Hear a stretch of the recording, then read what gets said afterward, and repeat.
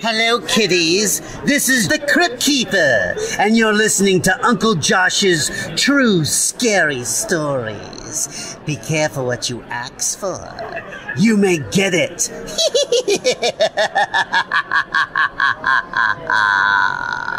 Hey, Campfire crew. Let's get it on.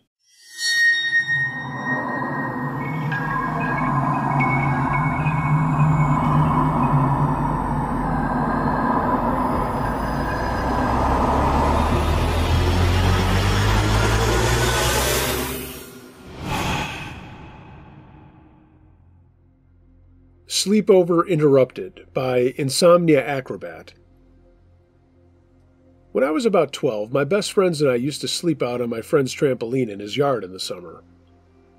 We would gather our bed stuff and bounce around till we got tired, then eventually laid down and went to sleep. One evening, 4 of us were laying on the trampoline talking when we noticed that there was something floating over the woods nearby. You couldn't see it directly, but it blocked out the stars as it moved slowly. It was just a little higher than the tree tips' tops and completely silent. We were just some dumb kids, so we watched it. Slowly it drifted until it was directly over top of us. Then suddenly there was this light that I can't describe. It was more than blindingly bright. It was disorientingly, crippling bright, like it shone down into you. The next thing I remembered, we were all standing inside my friend's house, looking out his sliding glass back door at the object still hovering there, and then it glided away. We were all spooked, but we decided to go back out to go to bed on the trampoline. We were laying there for a while, and the next thing we knew, it came back again and did the exact same thing. And again, we found ourselves inside looking out the back door. Beyond all reason, we went back outside to bed again. The same thing happened again. We finally decided to sleep inside with the lights on. My friends and I lost touch as we grew up, but when I was 18, I heard one of them was in town. I ran into him at a party one night and pulled him to the side to ask him about that night, as it had bothered me for some time. His response has shaken me to this day. I cannot describe his reaction sufficiently. He looked at the ground and said, "I don't want to talk about it." I was kind of shocked by his response, so I didn't know what to say. He got up and walked out, and I stayed sitting there thinking about what just happened. I got up after a minute to see if I could find him, but he'd left immediately after. That was it. Haven't seen him or the others. But his response was enough to let me know something strange definitely went down that night. I don't know if I want to remember.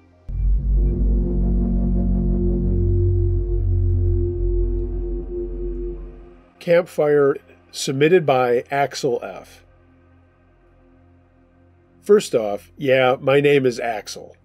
I threw in the F just based on Axel Foley from the Beverly Hills Cop series, laughing out loud. This happened when I was 19 years old, spending time at my family's cabin in the Adirondacks. We had a family-owned camp on an unbelievably gorgeous lake and spent every summer up there as well as a few times in the winter. Can't say enough about the Adirondacks to anyone who's never been there. They kick serious ass and you need to go. At this time, I was up there with my family and my cousins along with my girlfriend at the time.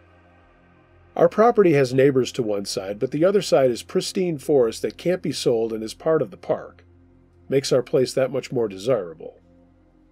Anyway, there were 4 of us all around the same age, my girlfriend and 2 cousins, enjoying an evening of raucous games of Uno and more than a few brews and spirits.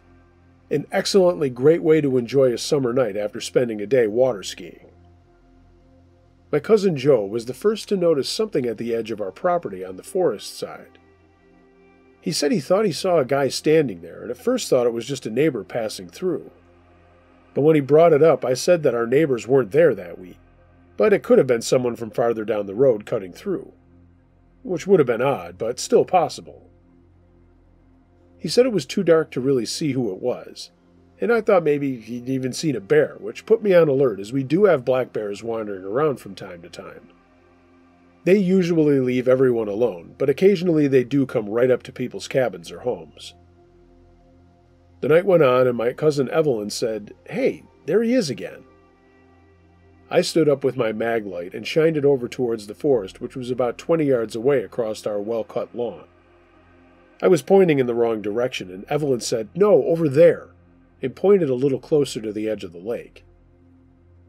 I played my light over to where she was pointing, and everyone was looking when my flashlight caught something shiny. It was black, but somehow shiny, like a wetsuit or someone who was wet, and their clothes they were wearing were shining back.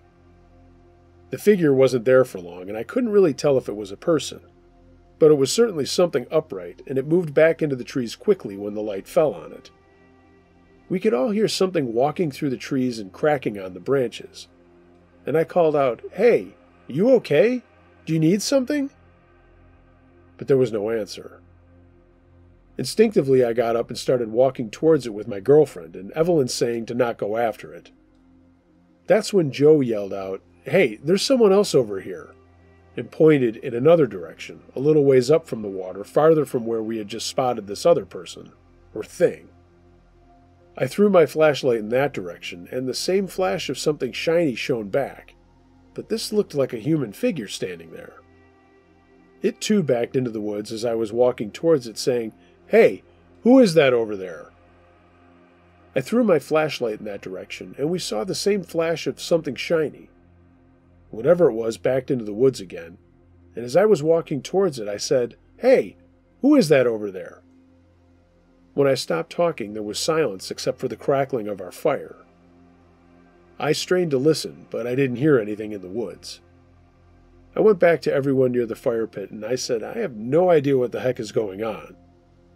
Joe had gone inside to get my uncle and my father, and we told them what we had seen when they came out.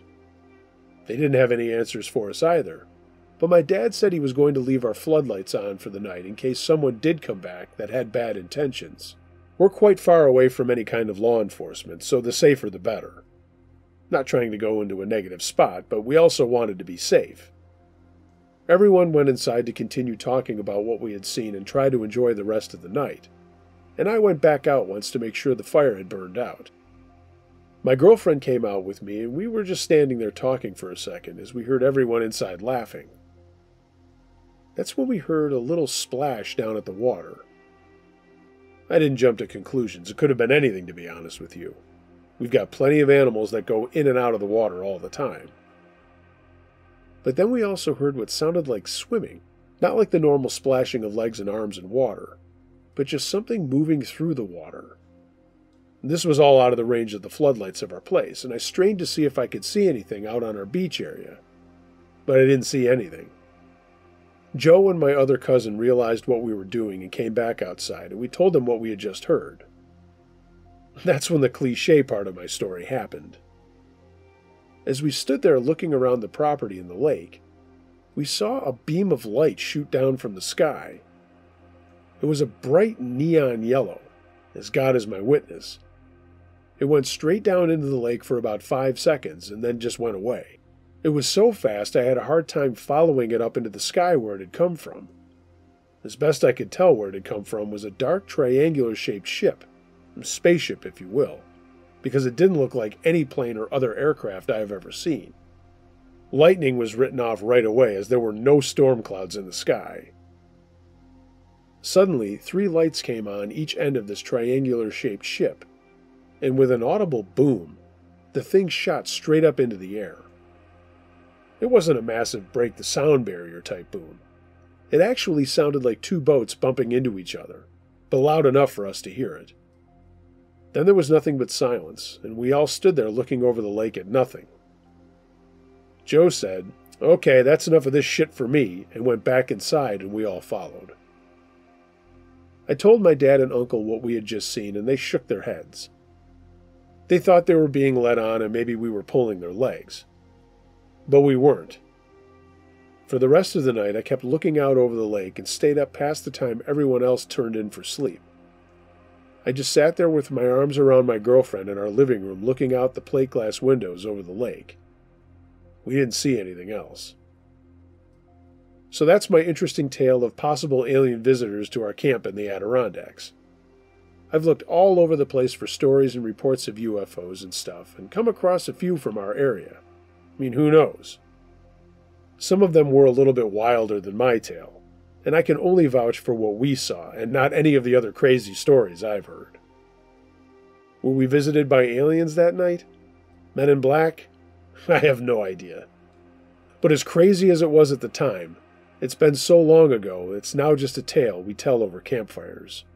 Campfires like yours, Uncle Josh.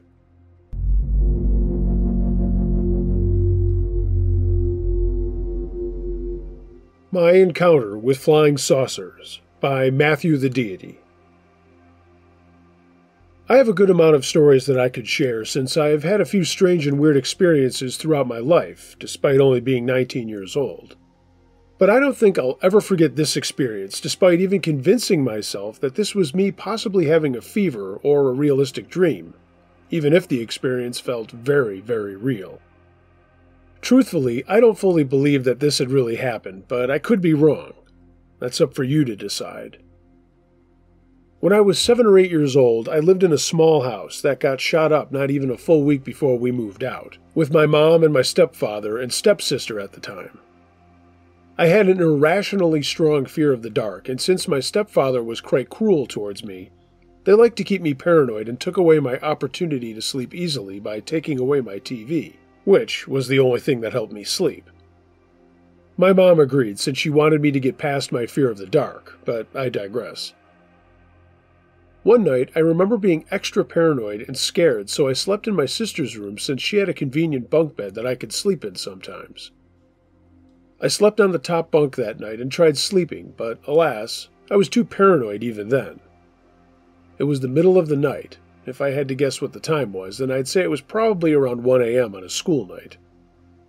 I tried distracting myself most of the time until I passed out when I was younger, so I tried the same thing that night. I remember seeing a strange light illuminate from the blinds, and I immediately took interest. I thought it was a car at that moment, but I was scared of it being a possible stranger trying to stalk up. Since my stepsister was in the room, I managed to pull myself together enough to peek through the blinds and see, not a stranger, and definitely not a car, but a strange flying saucer that flew nearby my house, and above the house across the street. I remember my eyes widening as I looked around more and saw another saucer not too far away from it, slowly floating to the right of my house and in the corner of my eye.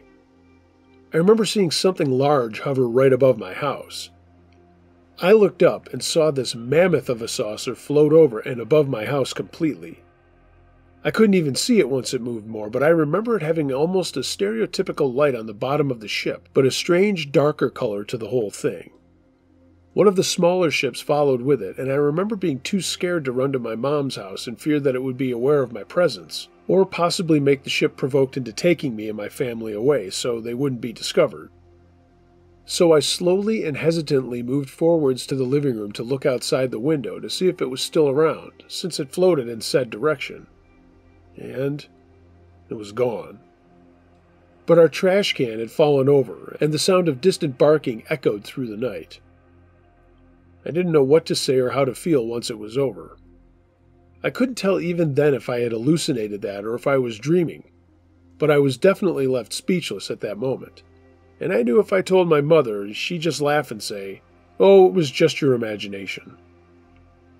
I hadn't told anybody this story before until now since I can't sleep, and it's 6:30 a.m.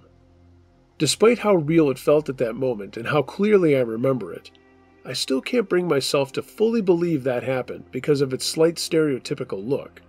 But remembering that event so clearly, despite barely thinking about it for a few years, has left me, scratching my head again, since if that was a dream, how come I didn't remember any other dreams from when I was a kid?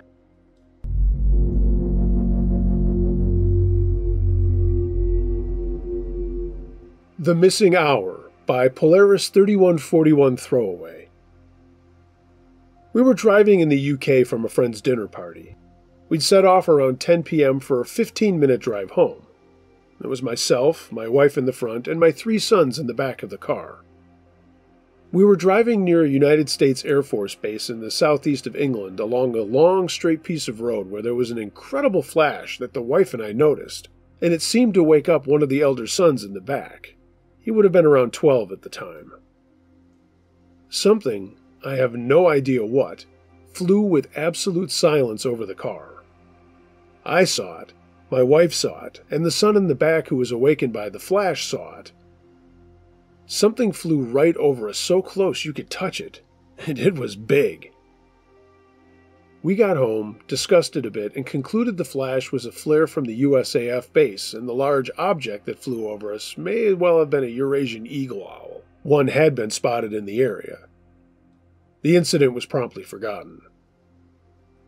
Fast forward just over a decade, and me and my son who was woken by the flash were talking about this weird event over dinner, when the youngest son, who didn't wake up during the event, tells us how he remembered it happening. He recalled an event that was vastly different from ours. He had never told the story before. He thought it was a dream until we started talking about it, and he described how the car was stopped when we saw the flash.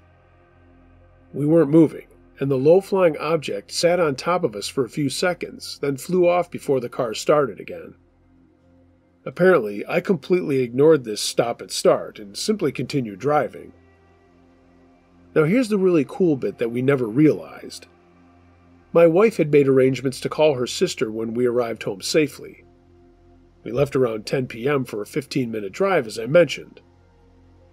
My wife called her sister around 11:45 p.m. to say we had arrived home. I have no idea what happened that night. I was completely sober. My youngest son insists that something very odd happened. My wife is adamant that we took approximately 90 minutes to do a 15-minute drive, and her sister backs this up. I might not know what happened that night, but I am secure in the thought that something did happen.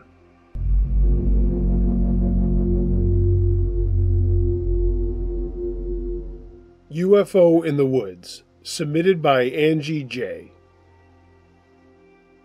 I just watched Nope on Prime Video and thought of something that happened to me when I was in my mid-20s and lasted a little bit longer. Something I normally don't talk about, but felt compelled to share with your listeners. I've been a follower since the beginning and actually followed you from that radio show you used to do. Anyway, this is what happened to me. After graduate school, I wanted to take some time away from school. That, and I had broken up with my boyfriend of 4 years. I had also lost my grandmother, who was extremely close with me, and all of it happened within a year. New beginnings, closure of old stories. I knew I would have some jobs lined up for me based on my schoolwork and my internships I had done, so I wanted to take a few weeks to just take stock of my life. Having grown up in an outdoors family, the simplest thing I thought of was to go hiking and camping by myself. Of course, this idea had its detractors. I mean, how could a young woman go off into the wilderness by herself, right? That was my mom. My father was not one of those detractors, as he had grown up doing things just like this. Maybe that's where I got the idea in the first place. I had been hiking before and done solo hikes too, but those solo hikes were usually just for a weekend. This one I was planning to be gone at least a week and a half, and I had done all my due diligence, mapped out where exactly I was going to go, looked for lodging where I could get it outside of being on the trail alone, all that kind of thing. I prepped for over a week getting ready and was going to have my mom drop me off at point A, and in a week and a half have my father pick me up at point B. I will only say that this took place in Virginia, not super far off the beaten path, but far enough away from society that I would likely be by myself most of the time, and I was looking forward to that. Just walking, relying on myself and my skills, journaling and reading. Clearing my head, so to speak, of all the craziness, cramming 6 years of school into 4.5, and the not-so-good things that had happened during that time. It really led to me to just shutting things off and enjoying nature and some silence. On the morning of my drop-off, my mom was giving me all kinds of stupid advice that didn't apply to what I was doing, but I hugged her and told her everything was going to be fine, and I was going to look forward to seeing her shortly. She stayed at the trailhead longer than she needed to, and eventually I picked up some technology that I brought along hoping not to use, my cell phone. I had walked up the trail and part of it overlooked the parking lot where she had left me, and I picked up my phone, turned it on, called her and said, "Mom, you can leave now. I'm fine." Then I shut my phone off and got on with my walk. The first couple of days were exactly what I was looking for. I did run into other hikers on the trail and often stopped with them to break bread or just chat. But at night I was usually by myself, save for one extremely funny night that involved two 60-somethings having a little too much hooch and laughing well into the evening. I did appreciate it at the time. It was good to see two people their age enjoying themselves in their surroundings. On the night of the fourth day out, the clouds rolled in and I was expecting rain for the evening. I wanted to get to a lean-to before the rain and picked up my pace to make sure I could get there. I also knew I would have to hike to get water for my meals and clean up, so I was doubly anxious to make sure I would be out of the rain with the storm that was coming through. I did know there was going to be a storm, as that morning I was passing through a little town to get some food supplies, and the wonderful person at the market I went to let me know about the weather. I got to the lean-to in time before the rain and also made the hike to a spring to fill my canteens and my collapsible water bag. I made dinner quickly and figured I would just be snuggling up in my sleeping bag and enjoying the unbelievably gorgeous view I had from the top of this mountain, looking over a valley. Everything was so green, and the dark clouds made everything that much greener, if it makes sense. So the storm came. I was warm and dry, full of food, and enjoying my book. This was around 7 at night, and everything gets darker out in the woods, and this was no exception. When the lightning came, I put my book down after straining my eyes in the quickly dissolving light, and just watched the dance of the storm across the valley. The storm was slow and lasted for about an hour, and eventually turned to just rain. The sound of rain on the lean-to was making me sleepy, and I drifted off. A little before midnight, I was awoken by a loud noise, and I should be careful how I describe that. This was not a mechanical noise. It was actually a big buck that ran through the clearing where the lean-to was. As I opened my eyes and let them adjust to the dark, I saw what I thought was a weird-shaped cloud. It was drifting slowly over the valley, and it dawned on me that this was not a cloud. I knew it wasn't because after the other clouds had left, the stars were out shining brightly, and this thing was blocking a good chunk of those stars as it moved slowly across the valley. My mind wasn't really processing what I was seeing. It wasn't some Close Encounters of the Third Kind moment. It was just me watching a big dark shape blocking out a portion of the sky. Wishing there was someone with me to see this, I then got a quick shock. A bright bluish-gray light came from the bottom of the thing I was looking at. I couldn't see it hit the ground or the tops of the trees deeper into the valley. I just saw the light play out from the bottom of this what I now consider some sort of ship. As the craft slowly moved in a southerly direction, the light went with it, and then it would shut off, and then it would come on again after a few seconds. And then the craft stopped totally.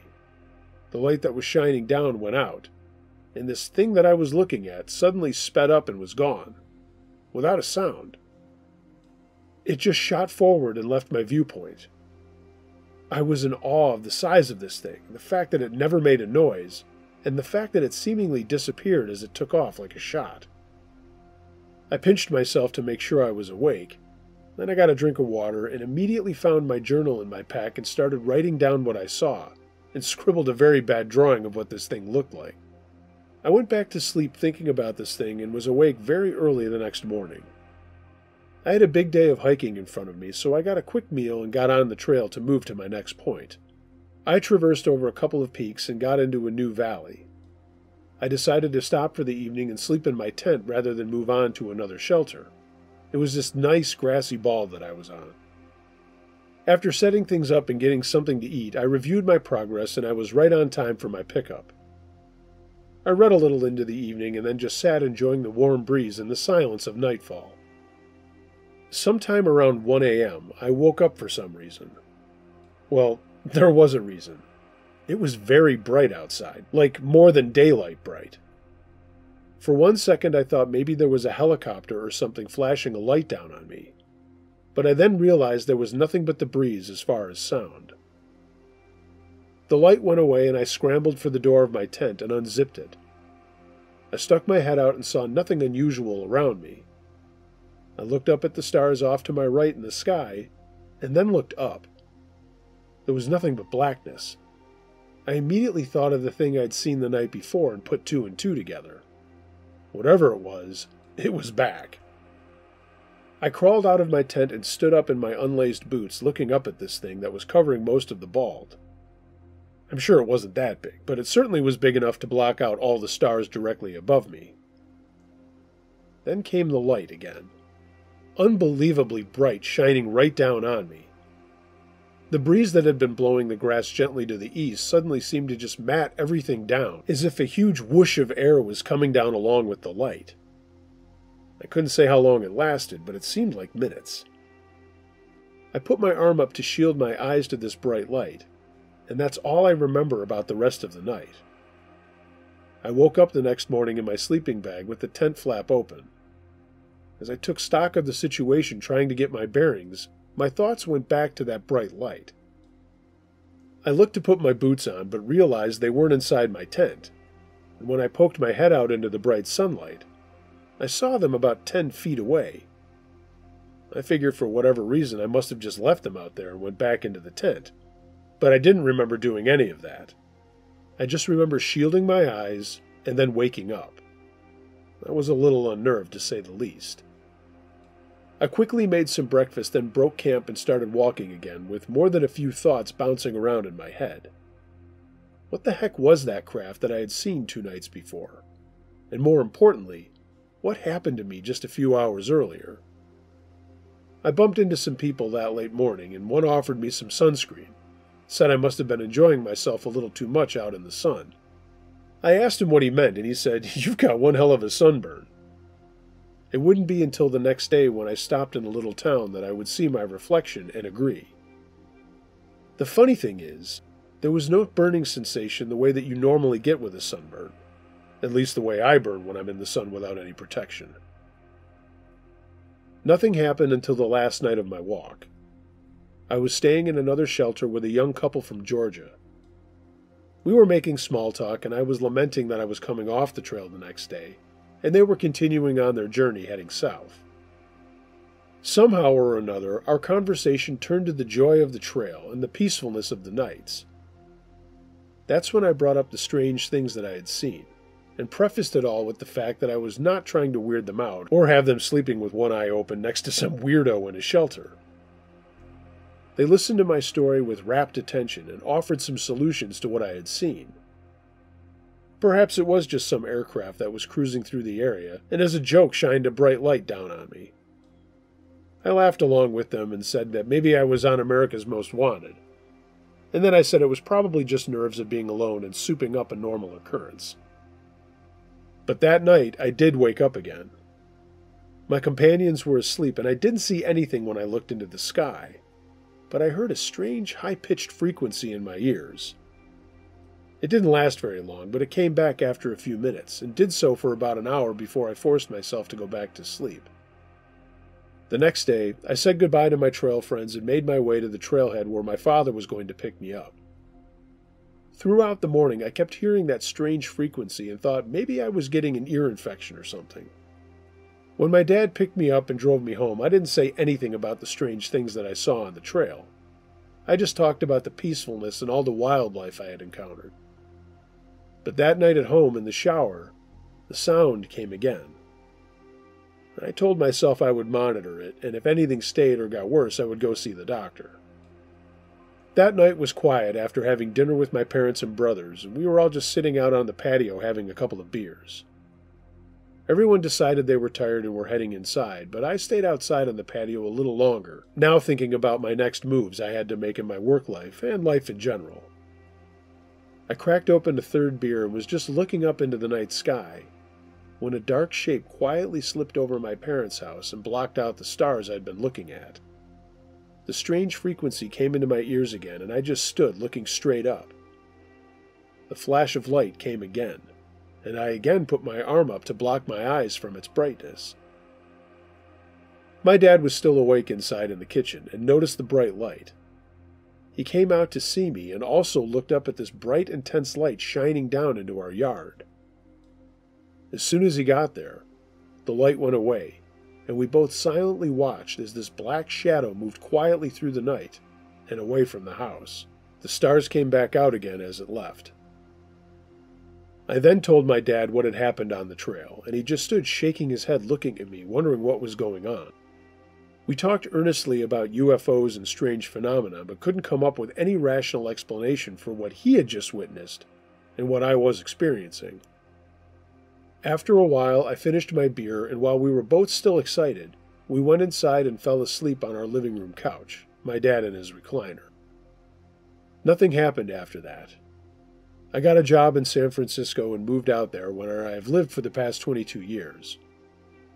I've always been interested since then with UFOs and listened to lots of podcasts and watched lots of documentaries about it. I especially like the first-hand stories I hear on channels like yours.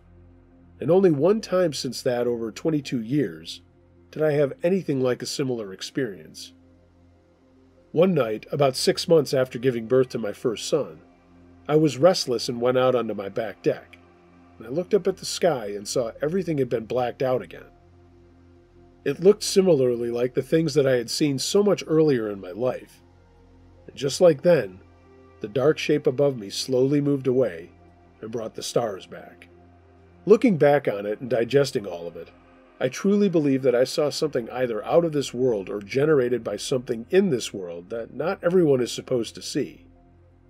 Why it followed me so many years later, I couldn't say. I can't say what happened on that night where I left my boots out in the elements after the bright light had come, and I don't go down the rabbit hole of being abducted or anything like that. But the truth is, everything is on the table. I can't unsee what I saw, and I can't not think about the experiences that I've had. I spend the only time I do think about this wondering if anyone else has had a similar experience, which from everything that I've heard and seen points to the fact that I can't possibly be the only one. What did that thing want with me? Why did it come back more than once? Will it come back again? I guess I'll just have to wait and see.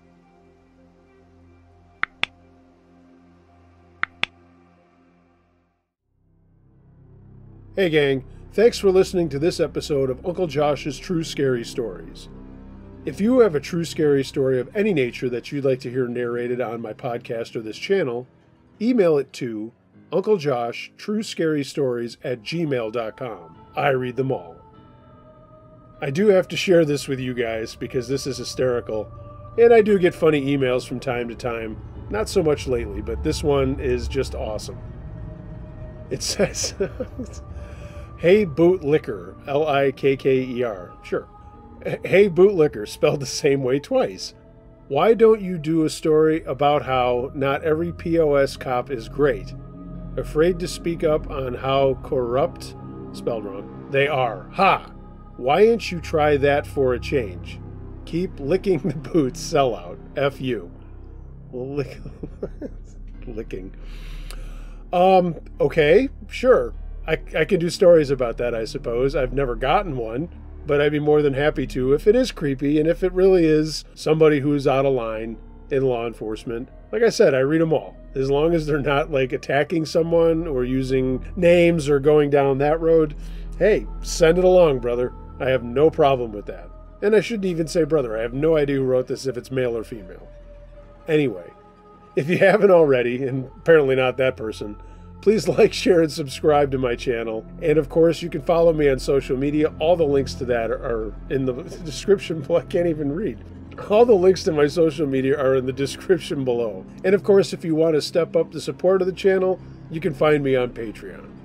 Everyone, be excellent to each other, even the bootlickers.